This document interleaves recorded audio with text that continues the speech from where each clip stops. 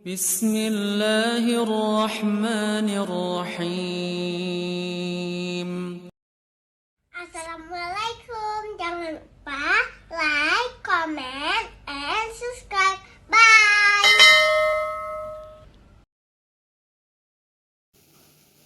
Bismillahirrahmanirrahim. Assalamualaikum warahmatullahi wabarakatuh. Alhamdulillahi rabbil alamin. Wassalatu wassalamu ala asyrafil anbiya'i wal mursalin wa ala alihi wa ashabihi ajma'in. Raditu billahi rabba wa bil islami dina wa bi Muhammadin nabiyya wa rasula. Rabbi shrah li sadri wa yassir li amri wahlul 'uqdatam min lisani yafqahu qawli. Allahumma ja'al jam'ana hadha jam'an marhuma wa tafarruqana min ba'dihi tafarruqan ma'suma. Kaum muslimin dan muslimat sidang jamaah subuh yang dirahmati Allah. Kita lanjutkan kajian tafsir surah Al-Baqarah ayat 62. Jadi tafsir yang kita gunakan adalah tafsir Al-Baydawi. Allah Subhanahu wa taala akan menerima segala amal apabila dilandasi dengan iman. Makanya kalau ada orang kafir, orang musyrik, dia membantu orang lain, itu tidak diperhitungkan oleh Allah Subhanahu wa taala. Makanya Aisyah pernah bertanya ke Rasulullah sallallahu alaihi wasallam, "Ya Rasulullah, bagaimana nasib seorang pemuda ini? Dia sudah masuk Islam, tetapi sebelumnya dia bersedekah. Dia membantu orang lain. Dia bantu orang lain, bantu anak yatim. Apakah bantuan itu diperhitungkan oleh Allah nanti di hari kiamat nanti?" Rasulullah mengatakan tidak. Aisyah bertanya, "Ada apa ya Rasulullah?" Karena dia tidak beriman kepada Allah. Sudah. Tidak cukup dengan iman saja. Ada orang sudah beriman kepada Allah Subhanahu wa taala, tetapi harus ada dua hal lagi. Apa itu? Ikhlas dan benar. Amal yang dilakukan itu ikhlas karena Allah dan benar. Jadi salat itu tidak dengan beriman saja. Kalau ditanya kenapa salat? Karena saya beriman kepada Allah. Tidak cukup gitu. Salatnya harus benar. Salatnya juga harus ikhlas karena Allah Subhanahu wa taala. Jadi kalau tidak salah satu saja, Fudail bin Iyad mengatakan fa'amaluhu mardud. Amalnya ditolak. Kita ikhlas berangkat dari rumah menuju ke masjid untuk salat. Kita ikhlas karena Allah. Tetapi pelaksanaan salatnya tidak benar. Dari bacaan tidak benar, wudu tidak benar, rukuk tidak benar, sujud tidak benar, maka salatnya itu ditolak oleh Allah Subhanahu wa taala.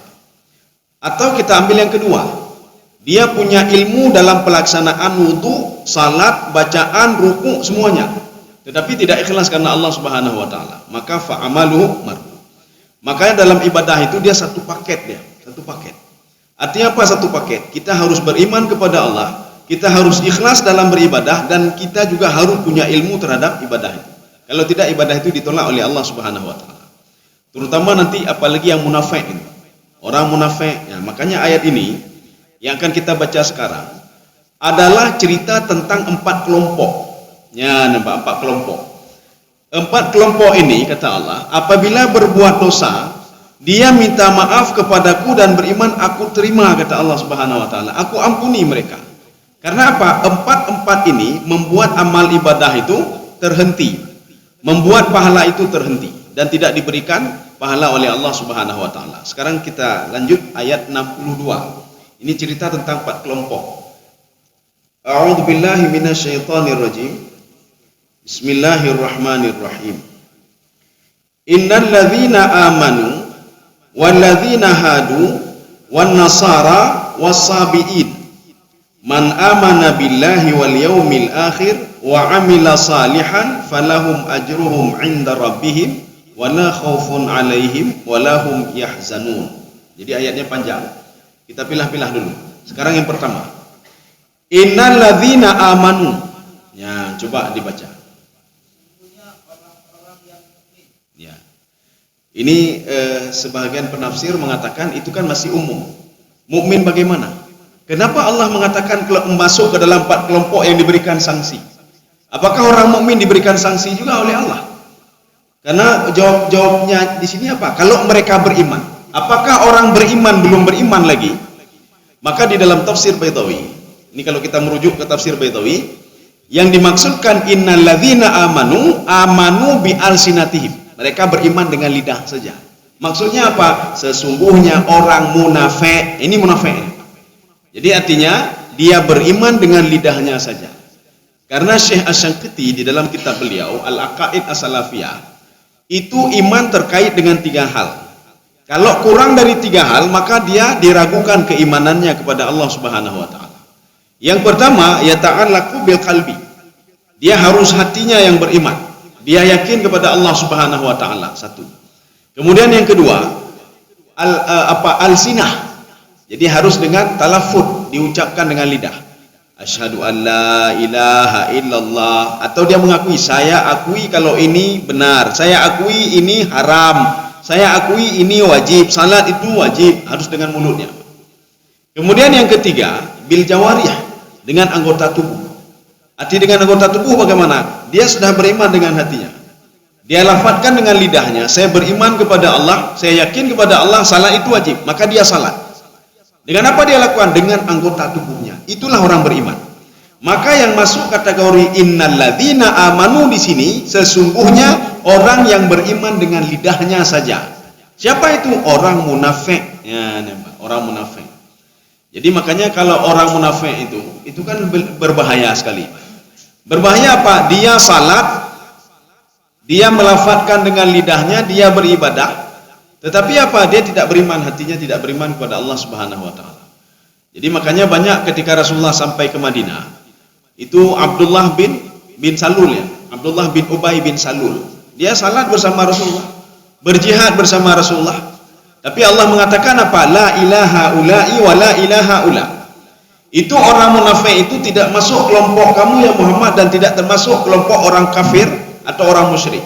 Di mana? Mereka sendiri. Sehingga nerakanya juga sendiri. Innal munafiqina fid darkil asfali minan nar. Orang munafik itu pada neraka paling bawah. Berarti inna di sini ini isbat namanya. Arti isbat, Allah ingin menguatkan rugi jadi orang munafik. Tidak ada manfaat kalau kalian ngomong saja dengan mulut, tidak ada manfaat. Karena ada orang pandai ngomong dengan mulut tapi tidak berbuat, tidak berbuat. Bahkan hatinya tidak beriman kepada Allah Subhanahu wa taala.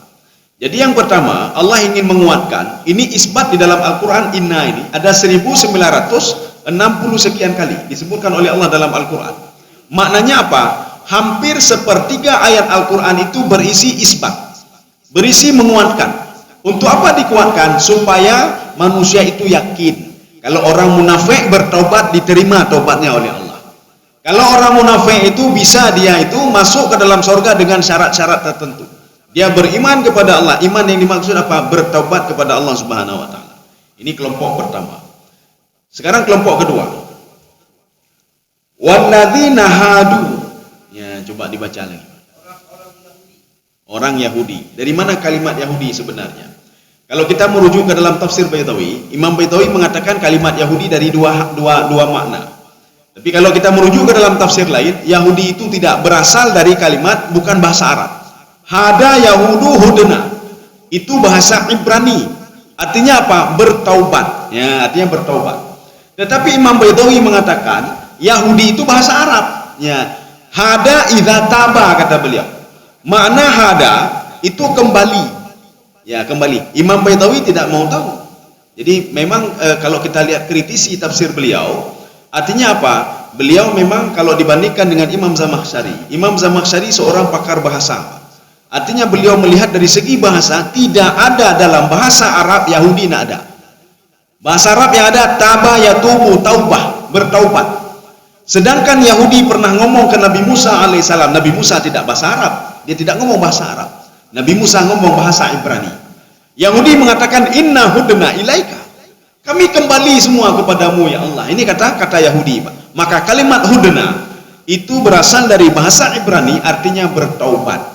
Makanya hada Yahudiyah, artinya apa? Kami bertaubat. Kenapa bertaubat? Mereka banyak berbuat salah, tidak berterima kasih kepada Allah, tidak mensyukuri nikmat Allah. Sehingga apa? diangkatlah bukit Tur, Pak. Jadi Tur itu diangkat di atas kepala mereka. Tur itu apa? Kan ada gunung-gunung besar. Kalau di atas gunung besar ada gunung lagi, itu Tur namanya, Pak. Ya. Tur ini diangkat oleh malaikat Jibril di atas kepala mereka. Sekarang kalian percaya nggak ke Taurat? Atau bukit Tur ini saya hantam di atas kepala kalian? Apa jawab mereka? Inna hudna ilaika, kami bertaubat, kami. Sehingga nama mereka identik dengan Yahudi. Satu, ini dalam tafsir Baitawi. Kemudian beliau mengatakan lagi, Imam Baitawi, yunsabu ala ibnu Yaqub, dinisbahkan kepada anak Nabi Yakub, namanya Yahuda. Jadi yang 10 orang itu ada apa namanya, Yahuda. Kemudian ada siapa lagi itu? Ada 10 orang lah. Jadi 10 orang itu termasuk Yahuda di situ. Maka dinisbahkan ke situ. Tetapi penafsir lain mengatakan tidak dinisbahkan kepada Yahuda, tetapi dinisbahkan kepada hada Yahudu, Yahudian. Yahudi itu kenapa Allah benci kepada Yahudi? Ya, mereka kan berasal dari Bani Israel. Yahudi adalah sebuah lafaz negatif karena mereka banyak berbuat salah. Mereka ingin terlalu bertaubat, hari taubat, besok taubat, sehingga dinisbahkan nama taubat kepada mereka, Yahudi. Jadi makanya negatif, satu. Yang kedua, kenapa Yahudi disebutkan oleh Allah dengan kalimat negatif di dalam Al-Quran? Karena Yahudi menganggap Nabi Uzair adalah anak Tuhan. Wa qalatil Yahud Uzairu ibnillah. Uzair adalah anak Tuhan. Siapa Nabi Uzair itu? Nabi Uzair seorang nabi yang tertidur selama 100 tahun lamanya. Kenapa tertidur 100 tahun?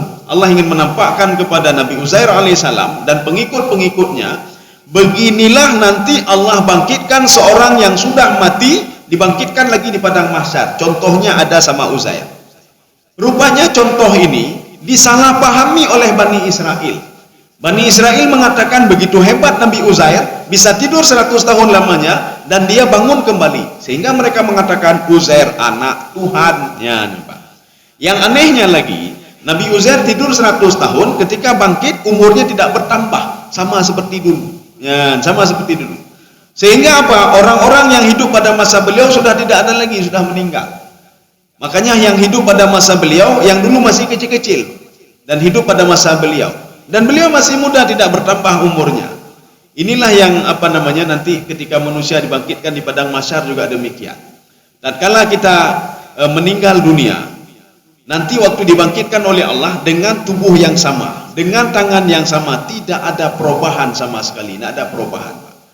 Kita meninggal pada usia 50 tahun, ketika dibangkitkan oleh Allah pada usia seperti itu juga, tatkala kecuali nanti ketika dimasukkan ke dalam surga. Kenapa demikian? Untuk mempertanggungjawabkan apa yang sudah kita lakukan selama 50 tahun itu. Ada orang meninggal pada usia 60 tahun, dibangkitkan pada usia juga 60 tahun nanti di padang mahsyar. Dan dengan tangan yang sama, anggota tubuh yang sama. Untuk apa? Untuk mempertanggungjawabkan apa yang sudah dilakukan selama 60 tahun. Makanya nanti di dalam Al-Quran Allah menyebutkan, ini di dalam tafsir Ibnu Abbas, yauma idzin tuhadditsu akhbaraha. Nanti tangan semua anggota tubuh akan ngomong. Berapa tahun dia sudah hidup tangan ini? 60 tahun. Maka selama 60 tahun dia cerita apa yang sudah dia lakukan. Mulut ini begitu, dia menceritakan, saya sudah buat ini, saya ribah orang lain. Mata ini begitu juga, saya sudah lihat maksiat selama 10 tahun. Umur 60 tahun dipelodong kalau maksiat. Saya umur 60 tahun lihat maksiat. Dia akan bercerita kepada Allah Subhanahu wa taala. Nanti baru ketika dimasukkan ke dalam surga, itu umur sama semuanya. Berapa umurnya? Talatah wa talatin. Kalau dalam tafsir Sawi, 33 tahun. Ya, 33 tahun. Makanya tidak ada orang tua yang masuk dalam surga. Hana urung tua dalam surga. Bahkan hana urung umur 60 70 dalam surga. Semua umurnya 33 tahun. Sama semuanya. Ini kelompok yang kedua. Maka kelompok ini dilaknat oleh Allah. Tetapi kata Allah, kalau mau bertaubat saya terima, saya maafkan. Ya. Kita jangan salah memahami. Ada sebuah ayat Al-Quran, semua dosa kalian itu diampuni oleh Allah kecuali dosa syirik. Itu apa maksudnya? Ya, dosa diampuni kecuali syirik. Maka kita jangan salah nanti. Ketika seorang ingin bertobat, wah naik terima bertobat karena ada syirik pada Allah. Bukan itu maksudnya. Maksud tidak diterima apa namanya diterima semua kesalahan kalian kecuali syirik, itu ketika nanti dimasukkan ke dalam neraka. Ketika masuk ke dalam neraka, seorang itu akan dikeluarkan dari dalam neraka kecuali orang syirik. Orang syirik akan kekal terus di situ. Tapi kalau seandainya dia seorang mukmin yang bermaksiat, dia akan dikeluarkan. Tapi dengan cara jangan syirik. Kalau ada syirik, nggak ada obat, maka dia akan kekal terus di dalam neraka. Kecuali nanti ada keputusan Allah untuk mengeluarkan dia. Illa mansya Allah. Orang yang dikehendaki oleh Allah untuk bisa keluar, maka dia bisa keluar. Kalau tidak bisa keluar, terus di dalam neraka. Kaum muslimin sedang jamaah yang dirahmati Allah. Ini kelompok yang kedua. Sekarang kelompok yang ketiga. Wan Nasara. Ya.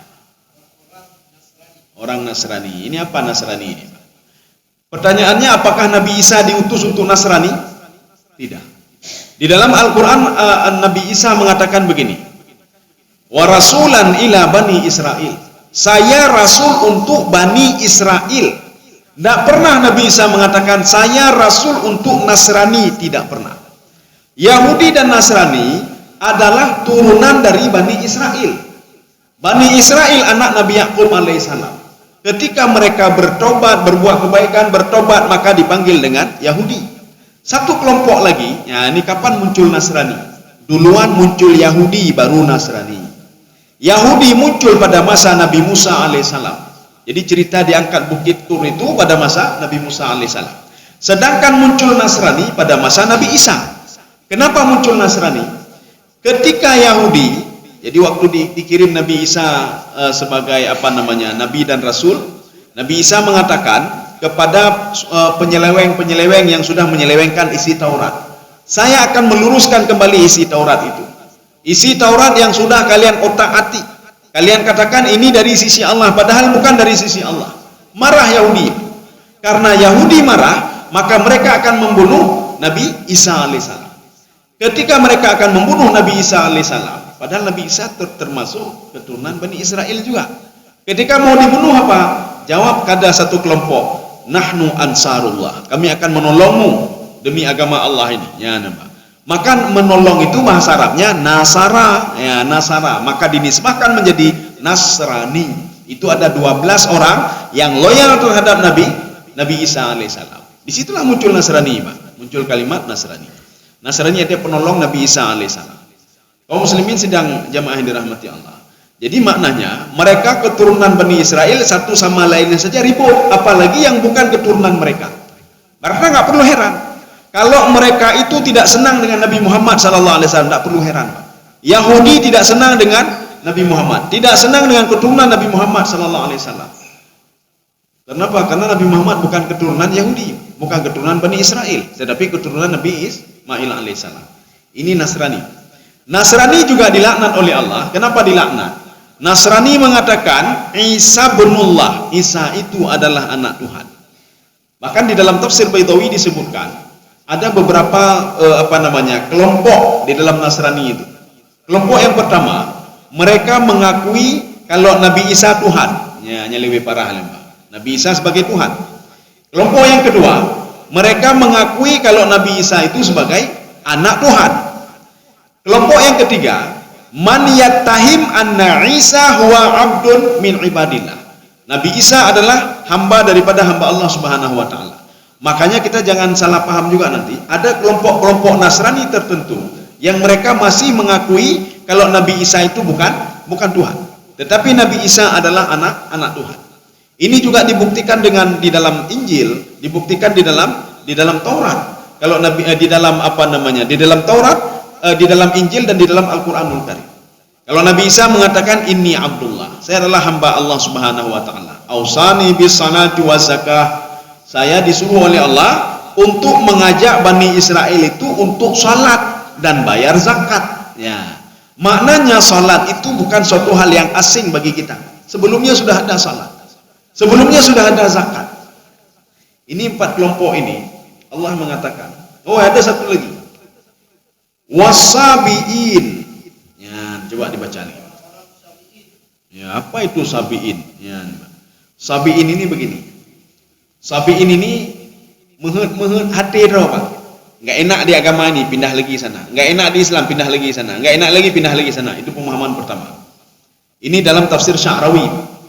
Pemahaman yang kedua, hum ya'buduna ghairallah. Mereka menyembah selain Allah. Dua. Pemahaman yang ketiga, mereka menyembah bintang, mereka menyembah malaikat. Ya, malaikat disembah, mede dan teputan ya, Pak. Ya, tembah malaikat. Sedangkan Allah Subhanahu wa taala disebutkan di dalam Taurat, disebutkan dalam Injil, tapi mereka tidak menyembah Allah Subhanahu wa taala. Ini menyembah malaikat. Makanya Sabi'in itulah identik dengan 4 hal tadi, Pak. Tetapi banyak yang mengatakan ya'budunal kawakib. Mereka menyembah bintang. Kenapa menyembah bintang? Karena bintang itu memberikan manfaat kepada mereka. Manfaat apa? Apakah Sabi'un sudah ada pada masa Rasulullah? Ada pada masa Rasulullah. Makanya pada masa Rasulullah sallallahu alaihi wasallam, sebelum datang Islam itu, ada kelompok yang percaya kepada bintang. Bagaimana percaya kepada bintang? Nama bintang itu Syi'ra namanya. Bintang Syi'ra adalah bintang yang memberikan sinyal kepada manusia. Kalau sekarang sedang musim apa namanya, ikan. Sekarang ada ikan di laut, sekarang pasang, sekarang surut, air surut. Maka mereka itu karena bintang memberikan manfaat, akhirnya mereka menyembah bintang. Ketika itu Allah mengatakan, Ana Rabbus Syi'ra. Yang menciptakan bintang itu saya, yang mengarahkan bintang itu saya, yang menyembunyikan bintang itu saya, yang menampakkan bintang juga saya. Sebenarnya kalian tidak boleh menyembah bintang, tapi sembahlah yang menciptakan bintang itu sendiri. Siapa? Yaitu saya, kata Allah Subhanahu wa taala. Ini kelompok Sabi'un namanya, Pak. Sabi. Jadi berbeda dengan munafik. Munafik beda. Berbeda dengan Yahudi, berbeda dengan Nasrani. Yahudi konsisten mereka itu mengatakan Nabi Uzair sebagai anak Tuhan. Kemudian ini begitu juga. Nasrani konsisten mereka kalau mengatakan Isa itu anak Tuhan. Walaupun sebagian ada mengatakan itu hamba daripada hamba Allah Subhanahu wa taala. Tetapi Sabi'un mereka menyembah, termasuk menyembah matahari, itu Sabi'un. Menyembah batu juga Sabi'un. Ya. Ini 4 kelompok ini sudah mewakili kelompok yang lain. Kelompok musyrik sudah diwakili oleh Sabi'un, diwakili juga oleh Nasrani, diwakili juga oleh Yahudi. Kemudian orang yang ngomong-ngomong saja, pandai ngomong, kemudian berbuat tapi hati, ini sudah mewakili kelompok munafik ini, Pak. Orang munafik. Orang munafik dengan segala pembagian-pembagiannya. Ini sudah masuk kelompok-kelompok ini. Apakah dia ngomong saja? Apakah dia berjanji kemudian mengingkari? Ataukah dia itu apa? Dipercaya dan berkhianat? Itu sudah mewakili semuanya. Maka Rasulullah mengatakan, dari 3 ciri kelompok orang munafik, 1 saja ada pada seorang mukmin, dia sudah jadi orang munafik. Dia orang salat, dia orang beribadah, dia orang tahajud, dia umrah, dia haji, dia melakukan sesuatu untuk mendekatkan diri kepada Allah. Tetapi kata Rasulullah, 1 saja ada sama dia di antara 3 itu, maka sudah ada sifat munafik di dalam hati dia. Urung temayang tapi pengegau. Urung temayang, urung beribadah. Tetapi ketika diamanahkan sesuatu dia berkhianat. Munafik juga namanya.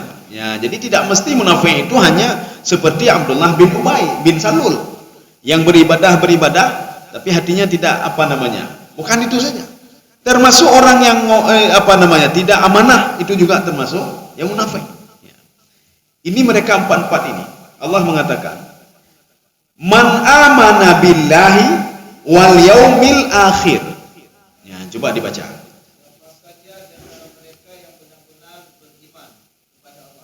Ya, terus dan hari akhirat. Ya, sudah. Kalau mereka itu, ini kalimatnya sebenarnya panjang ini, Pak. Ini namanya ijaz hazaf. Ijaz hazaf bagaimana? Barang siapa yang beriman kepadaku, dengan dia beriman, maka dia bertobat kepadaku, tidak ingin mengulanginya lagi sifat munafiknya, Yahudinya, Nasraninya, atau Sabi'unnya. Ya, Pak. Jadi dia bertobat kepadaku, kata Allah. Ini diterangkan di dalam sebuah hadis qudsi. Allah mengatakan, sebesar apapun dosamu, tapi dengan syarat, kata Allah, kalau kamu bertobat dengan syarat tidak syirik lagi kepadaku, maka aku ampuni dosamu walaupun seluas langit dan bumi, kata Allah Subhanahu wa taala. Ada seorang pemuda mendatangi Rasulullah. Ya Rasulullah, dosa saya besar sekali ya Rasulullah. Rasulullah mengatakan, sebesar apa dosamu? Ada sebesar gunung ini? Lebih besar lagi ya Rasulullah. Ada sebesar bumi ini, lebih ya Rasulullah. Sebesar apa? Ada semeluas langit dan bumi, lebih besar ya Rasulullah. Rasulullah, celaka kamu, apa dosamu, kata Rasulullah. Ya Rasulullah, saya setiap ada orang meninggal dunia ya Rasulullah, saya gali kubur dia, saya ambil kain kafan dia, saya jual ya Rasulullah, dan saya setubuhi dia ya Rasulullah. Rasulullah mengatakan apa? Celaka kamu, kata Rasulullah, celaka kamu, tidak diampuni dosamu oleh Allah. Terima kasih.